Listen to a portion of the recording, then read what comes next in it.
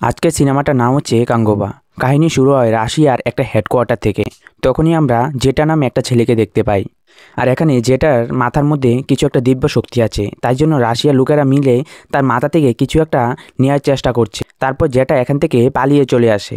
তারপর পুরো রাশিয়ার মাফিয়ারা জেটাকে ধরার জন্য পালাতে শুরু করে। তারপরে এখান থেকে কাহিনী শিফট হয় গোয়াতে। তখন আমরা ফ্রান্সেসকে দেখতে পাই, আর তার কাজই হচ্ছে পুলিশের থেকে টাকা পয়সা নিয়ে বড় বড় গুন্ডাদেরকে ধরা।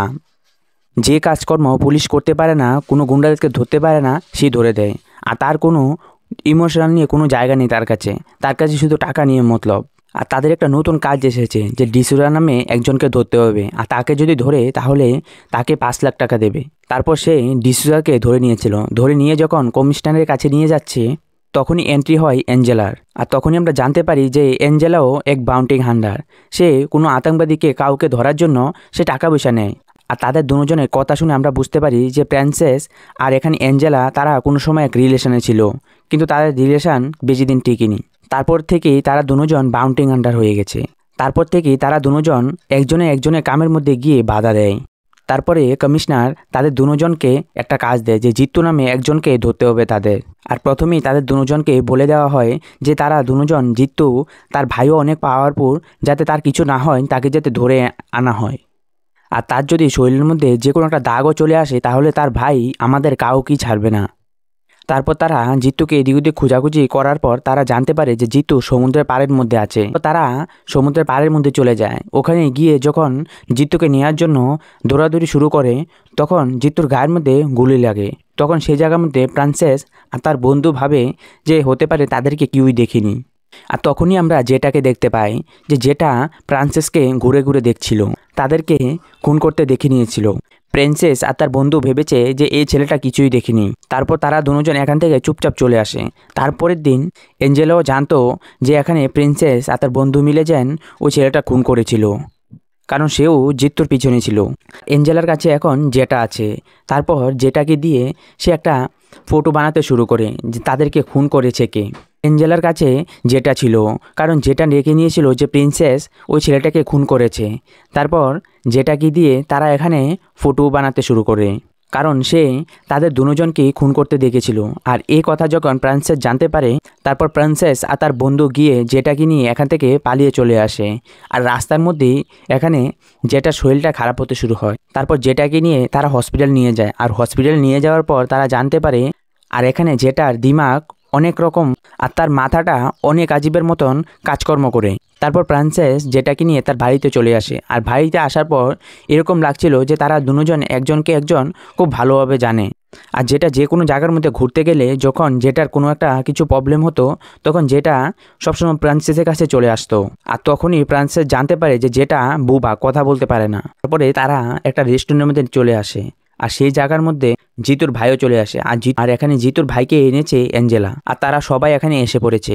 আর তখনই আমরা দেখি যে রাশিয়ার যেন একটা মাফিয়ার লোকেরা ছিল, তারাও এখানে চলে এসেছে। আর তারাও এসে এখানে রেস্টুরেন্টের মধ্যে অ্যাটাক করতে শুরু করে। আর তারা ওই জিতুর ভাইকেও মেরে ফেলেছিল। আর তারা এই রেস্টুরেন্টটাকে পুরো একদম ভাঙচুর করতে শুরু করে। আর তারা শুধু এখানে জেটাকে নিয়ে যাওয়ার জন্য এসেছে।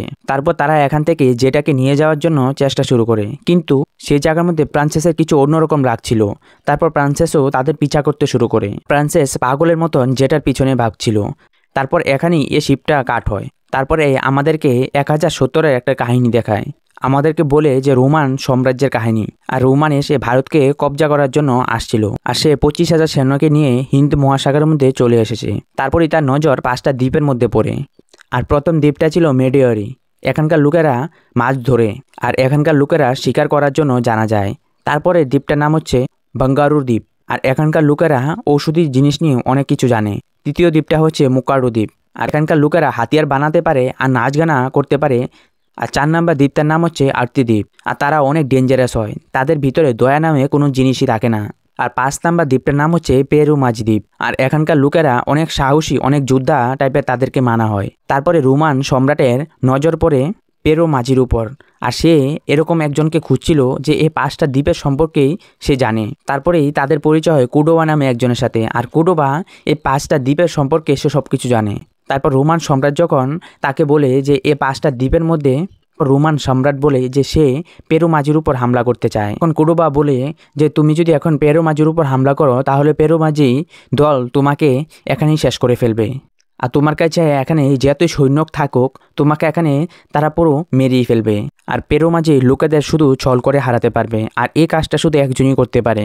তারপর রোমান সম্রাট কুরুবাকে বলে যে সে যদি পেরুমাজির একজনকে মারে তাহলে সে তাকে 2টা স্বর্ণের মুদ্রা দেবে। তখন কুরুবা বলে যে শুধু আমি একজনকে কেন, আমি এখন হাজার হাজার জনকে আমি মেরে ফেলবো। তারপর কুরুবা চলে যায় পেরুমাজি সর্দারের সঙ্গে দেখা করার জন্য। সে ওখানকার সর্দারকে গিয়ে বলে যে রোমান সম্রাটের নাও বানানোর জন্য কিছু সৈন্যর প্রয়োজন, আর সে যদি এই কাজটা করে দেয় তাহলে রোমান সম্রাট আমাদেরকে অনেক টাকা পয়সা দেবে। তারপর এখান থেকে কুরুবা 100 সৈন্যকে নিয়ে এই জঙ্গলের রাস্তা দিয়ে যাচ্ছিল। তারপর রাস্তা দিয়ে যখন নিয়ে যাচ্ছিল তখন কুরুবা তার অনেক সৈন্যকে এখানে ডাক দিয়ে তাদেরকে এখানে মেরে তাদের হাতগুলি কেটে নেয়। তারপর কুরুবা এই হাতগুলি রোমান সম্রাটের কাছে নিয়ে যায়। তারপর রোমান সম্রাট তাকে 200 স্বর্ণমুদ্রা দেয়। আর কুরুবার ভিতরে আরও অনেক লালসা ছিল, আর সে চাইছিল যে আরও 100 জনকে এনে সে এখানে মেরে ফেলবে, তাহলে তার কাছে অনেক স্বর্ণমুদ্রা থাকবে। তারপরে এখান থেকে সে আবার পেরুমাজির সর্দারের কাছে দেখা করতে যায়। সে পেরুমাজির সর্দারকে বলে যে রোমান সম্রাট 100 জনের কাজ দেখে ও খুব সক্ষম হয়েছে, আর সে চাইছে যে আরও 100 জনকে পাঠানোর জন্য। তারপর কুরুবা আবার 100 জন সৈন্যকে নিয়ে সে আবার জঙ্গলের দিকে চলে আসছে। তারপরে তারা যাওয়ার পথে হঠাৎ করে জঙ্গলের মধ্যে দাঁড়িয়ে যায়, আর তখনই আমরা জানতে পারি যে কুরুবা যেন এখানে 100 জন সৈন্যকে নিয়ে গিয়েছিল, তাদের মধ্যে একজন বেঁচে গিয়েছিল। তারপরে সে এসে এসব কথা কাঙ্গুবাকে বলে। তারপর কাঙ্গুবা এখানে যা আরও অনেক গুন্ডারা লুকিয়েছিল তাদেরকে ধরে ফেলে। তারপর এখানে একটা ধামাকাদার ফাইট হয়, আর এই জায়গার মধ্যে কাঙ্গুবা কুরুবার যেন পুরো সৈন্যরা ছিল তাদেরকে এখানে মেরে ফেলে। তারপর কাঙ্গুবা কুরুবাকে নিয়ে তার যেন পুরো সৈন্যরা যেখানে থাকে সেখানে নিয়ে যায়, আর সে এত বড় একটা গাদ্দারের কাম করেছে তাকে এখানে শুধু একটাই দণ্ড দেওয়া হবে, মৃত্যুদণ্ড। এও সবার সামনে তাকে পুরো জ্বালিয়ে মারবে। তারপর এখানে যাওয়ার পর কাঙ্গুবা কুরুবাকে বলছিল যে তুই যেন একটা গাদ্দারি কাম করেছিস, এটার জন্য তোর শুধু মৃত্যুদণ্ডই হবে।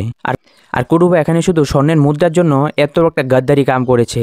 তারপর সবার সামনে কুরুবাকে পুরো জীবন্ত জ্বালিয়ে দেয়। তারপর কুরুবার যে ফ্যামিলিরা আছে তারাও কুরুবার সঙ্গে ঝাঁপ দিয়ে মরতে চলে যায়। আর এটাই এখানকার লোকেরা চাইছিল, কিন্তু কাঙ্গুবা এটা চাইছিল না। কাঙ্গুবা চাইছিল যে এখানে যে দুষ করেছে তারই যাতে এখানে সাজা হয়। আর কুরুবার স্ত্রীও এখানে মারা যায়, আর মারার আগে সে কাঙ্গুবাকে বলেছিল তার ছেলেকে দেখে রাখার জন্য, আর তার ছেলের নাম হচ্ছে পূর্বা।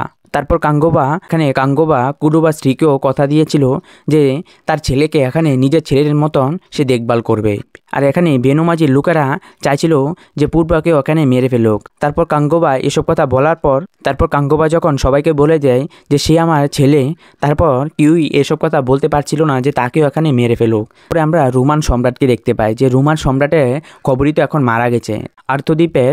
তারপর সে চলে যায় আর্থদ্বীপের সম্রাট উধিরামের কাছে। আর আগে থেকেই আর্থদ্বীপ আর পেরুমাজি দ্বীপের মধ্যে কিছুই বোন ছিল না, তাদের মধ্যে সবসময় একটা লড়াই চলতেই থাকতো। তারপর রোমান সম্রাট যখন আর্থদ্বীপ চলে আসে যে তাকে সাহায্য করার জন্য, তারপর এখানে অধিরাম রাজি হয়ে যায় যে তাকে সাহায্য করবে। তারপর উধিরান রোমান সম্রাটকে বলে যে আমি আপনাকে অবশ্যই সাহায্য করব, আর পেরুমাজিকে এখানে পুরো শেষ করে ফেলবো, কারণ সম্রাটের কাছে 25,000 সৈন্য ছিল, আর আর্থদ্বীপের লোকেরাও অনেক ডেঞ্জারাস। তাই জন্য অধিরান ভাবছিল যে এখন পেরুমাজির লোকেদেরকে সর্বনাশ করার জন্য এটাই সুযোগ। তারপরে আমরা দেখতে পাই যে পেরুমাজির লোকেরা যখন বসে রয়েছিল তখন সেই জায়গার মধ্যে আর্থদ্বীপের লোকেরা তাদের উপর হামলা করে দেয়। আর এসব কথা যখন কাঙ্গুবা জানতে পারে, কাঙ্গুবা এসে এখানে তাদের সঙ্গে মারপিট শুরু করে। তখন সে পূর্বাকে বলে যে তার তরোয়ালটা নিয়ে আসার জন্য। তারপরও এখানে সে সবাইকে মারছিল কাঙ্গুবা।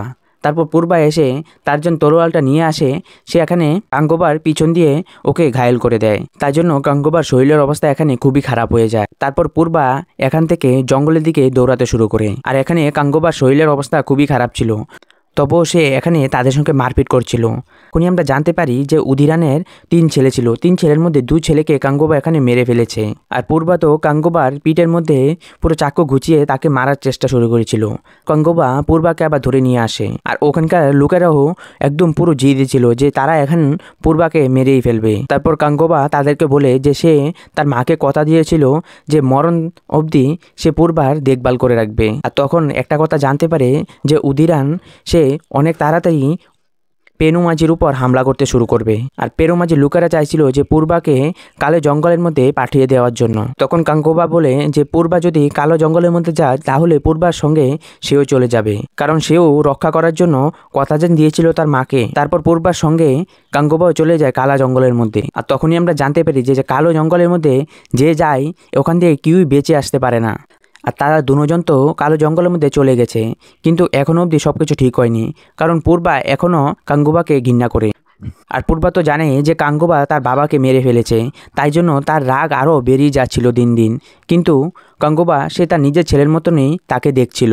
আর অন্যদিকে আর্থদ্বীপের সম্রাট উধিরান যখন জানতে পারে যে তার দুই ছেলেকেই মেরে ফেলেছে, আর সে এখানে অনেক রাগী হয়ে যায়, কারণ সে জানে যে তার দুই ছেলেকে কেউ ধরতেই পারবে না, কিন্তু তারা মিলে এখানে তাদেরকে মেরেও ফেলেছে। তারপর রোমান সম্রাট বলে যে তোমাকে আমি অনেক স্বর্ণমুদ্রা দিয়েছি, আর তুমি কথাও দিয়েছ যে পেরু মাঝির লোকেদেরকে তুমি মেরে ফেলবে, কিন্তু তুমি যদি এ কাজ না করতে পারো তাহলে তুমি আজ যে স্বর্ণ নিয়েছ এ স্বর্ণ আমাদেরকে আবার দিয়ে দাও। তারপর এসব কথা শোনার পর উধিরার এখানে অনেক রাগ হয়ে যায়। তারপর সে রোমান সম্রাটকে এখানে মেরে ফেলে। তখন উধিরান বলে যে এখানে কোনো এখন স্বর্ণের মধ্যে কোনো কথা নেই, কারণ তখন উধিরান বলে যে এখন তো স্বর্ণ নিয়ে কোনো কথাই আসে না, কারণ এখন পার্সোনাল হয়ে গেছে কথাগুলি। তখন উধিরান বলে যে স্বর্ণ নিয়ে তো কোনো কথাই আসে না, কারণ এখন ব্যাপারটা পার্সোনাল হয়ে গেছে, কারণ উধিরানের দুই ছেলেকে যেন মেরে ফেলেছে। যতক্ষণ অবধি সে কাঙ্গোবাকে না মারে ততক্ষণ অবধি উধিরানের দুই ছেলে মুক্তি হবে না। আর উধিরানের একটা ছেলে ছিল, সে পেরু মাঝির মহিলাদের উপর হামলা করে দেয়, আর হামলা করে তাদেরকে বন্দুক করে নেয়। তখন উধিরানের ছেলে তাদেরকে বলছিল যে কাঙ্গোবাকে নিয়ে আসো, আর উধিরানের ছেলে তাদেরকে একটু হালকাভাবে নিচ্ছিল। আর কাঙ্গোবাও এই মহিলাদেরকে সেই হাই কোয়ালিটিভাবে তাদেরকেও ট্রেডিং দিয়েছিল। তারপর এখানে সব মহিলারা মিলে এখানে উধিরানের যেন আরেকটা ছেলে ছিল তাকেও এখানে মেরে ফেলে। তারপর এখানে সব মহিলারা যখন উধিরানের ছেলেকে মেরে ফেলেছে এইসব কিছু এখানকার মহিলাদের কিছু খারাপ লাগছিল, তারা চাইছিল যে এখানে এসব কিছু সমাধান হয়ে যাক। তারপর এখানে আবার পাঁচও দ্বীপের সর্দার আবার মিটিংয়ে বসে, আর সেই জায়গার মধ্যে উধিরানও ছিল। উধিরান দেখে যে তার ছেলেকেও মেরে ফেলেছে। তারপর উধিরান যখন এখানে শুধু লাস্ট অব্দি তার যেন একটা ছেলে ছিল সেই ছেলেটাও দেখে যে মরে পড়ে রয়েছে, তখন তার অনেক রাগ উঠে।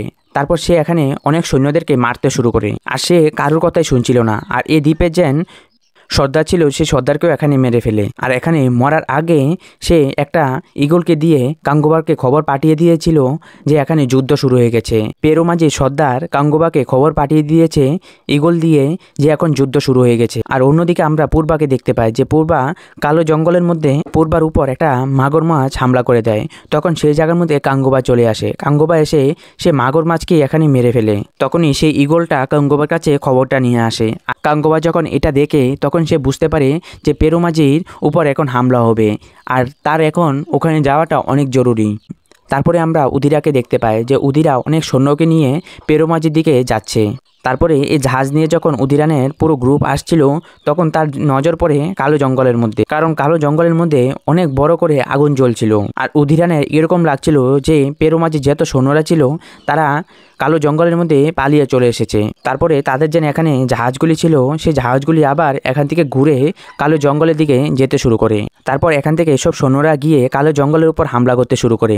আর এসব কিছু সেট করে গেছিল কাঙ্গোবা। আর কাঙ্গোবা চাইছিল যে তাদেরকে এখানে নিয়ে আসার জন্য, যাতে পেরু মাঝি পুরোপুরিভাবে সেফ থাকে। আর এখানে উধিরানের যে গ্রুপগুলি আছে যে সৈন্যরা যখন আসে তখন কাঙ্গোবা তাদের উপর হামলা করে দেয়। তারপরে কাঙ্গোবা এখানে সব সৈন্যদের সঙ্গে মারপিট করতে শুরু করে। আর পূর্বাও কাঙ্গোবার সাথে ছিল। আর এখানে কাঙ্গোবা তো উধিরার যে সৈন্য ছিল তাদের সঙ্গে মারপিট করছিল। আর অন্যদিকে পূর্বাকে নিয়ে উধিরানের সৈন্যরা নৌকার মধ্যে নিয়ে চলে যায়। আর সেই জায়গার মধ্যে কাঙ্গোবা তো যেতেই হবে। পরে এখান থেকে আবার স্কিন চেঞ্জ হয় 2024-এ। আমরা আবার জেটাকে দেখতে পাই যে জেটাকে নিয়ে রাশিয়ার যে মাফিয়ারা আছে তারা একটা বড় বিমান নিয়ে তাকে এখান থেকে নিয়ে চলে যাবে। তখনই আমরা প্রান্সেসকে দেখতে পাই, আর সে প্রান্সেসের সঙ্গে একটু অন্যরকম একটা কানেক্টিং হয়ে গেছে তা। আর তারা যখন জেটাকে নিয়ে এখান থেকে যাবে তারপর প্রান্সেস গিয়ে তাদের সঙ্গে এখানে মারপিট করতে শুরু করে। আর তারা এখানে অনেকজন ছিল, আর তাদের কাছে অনেক বড় বড় হাতিয়ারও ছিল, আর তারা অনেক বডি বিল্ডারও ছিল। তাতেও এখানে প্রান্সিস তাদের সঙ্গে মারপিট করছিল। তারপরে আমরা আবার অন্য সিনের মধ্যে দেখি যে উধিরাম পূর্বাকে সে যে নৌকাটা আছে নৌকাটা থেকে নিচে ঝুলিয়ে দেয়। আর অধিরা চাইছিল যে এখানে পূর্বাকে যাতে বড় বড় মাছেরা এসে খেয়ে নেয়। তখন সেই জায়গার মধ্যে এন্ট্রি হয় কাঙ্গোবার। কাঙ্গোবা গিয়ে তাকে এখানে বাঁচাতে চাইছিল, আর তাই জন্য কাঙ্গোবার এখানে অনেক মারও খাইতে হয়েছে। আর এখানে পূর্বা সে দেখছিল যে গাঙ্গোবা পূর্বার জন্য সে অনেক মারধর খাইছে। তারপর পূর্বা বলে যে একটা কিছু জীবিত রাখার জন্য আরেকজনের জীবন চলে গেলে এটা কোনো অসুবিধা হবে না।